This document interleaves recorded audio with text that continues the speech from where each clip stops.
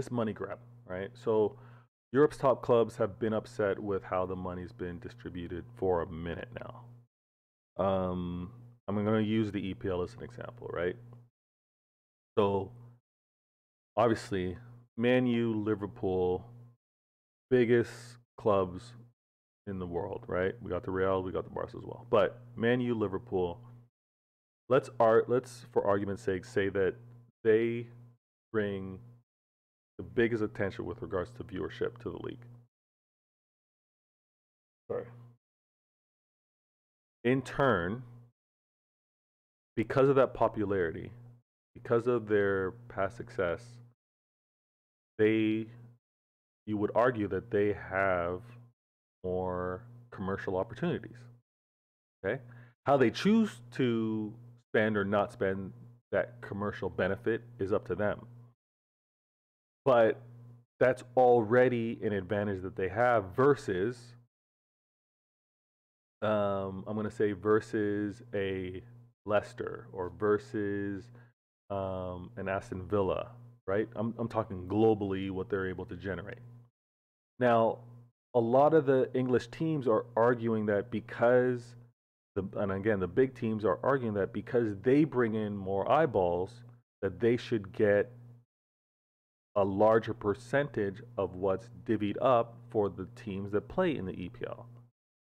And I fundamentally don't believe in that model. What's come out is that the Super League and the big reason why this attempt at a Super League happened was because they do think that way. They do think that they should be getting a larger cut and they're not getting it. The reason why that larger cut shouldn't be allowed is because from a league standpoint, competition is competition. Competition is even in terms of what's given. Now, what's earned, right? What's earned with these other commercial deals, your legacy, your history, what you're able to garner, you use that however you want. You go and maybe outbid and get better transfers. You go on and do that. But to say English League, I'm just going to say, let's say English League, 500 million, you're going to actually give, rather than it being divvied up amongst the 20 teams evenly, you're actually going to split that. You're going to split that and maybe give a bigger proportion, bigger percentage to Man U, to Liverpool, and then you're going to give a slightly less percentage to Man City.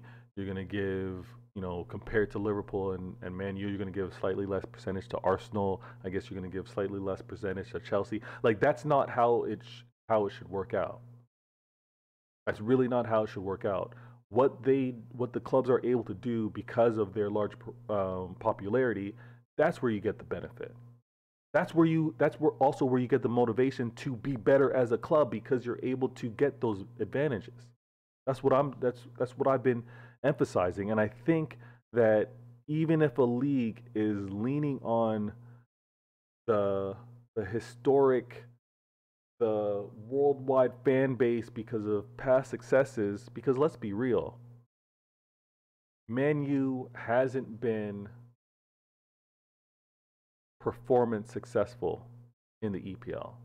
However, Man U under Sir Alex Ferguson, and you've heard me rant on Sir Alex Ferguson, but Man U with Sir Alex Ferguson had tremendous success. So they're obviously getting the commercial advantages and benefits today.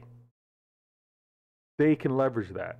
But to be like, you were so good back in the day before 2013, you were so good that now in 2021 you get a larger cut. Okay, yeah, you're bringing in more eyeballs, but your performance with regards to football is average. Yeah, they're second in the league, but come on. You see what I'm saying? That's where I think owners, and I get it, it's business, but when you have business and sport, you have to be able to separate the two for the fairness of the competition. I'm just talking competition.